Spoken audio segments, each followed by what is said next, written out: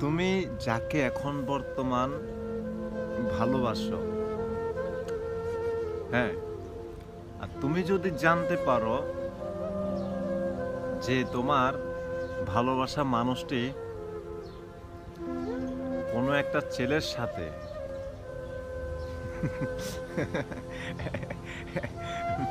লঞ্চের পুটকি ধরে অথবা কোনো একটা বান্ধবীর বাসার নাম দিয়ে সে ওই বয়ফ্রেন্ডের সাথে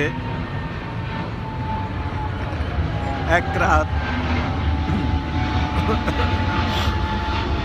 এক রাত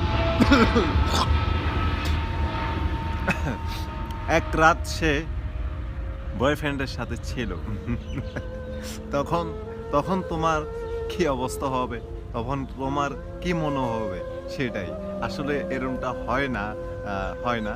তারপর আমি বলে ফেললাম আর কি।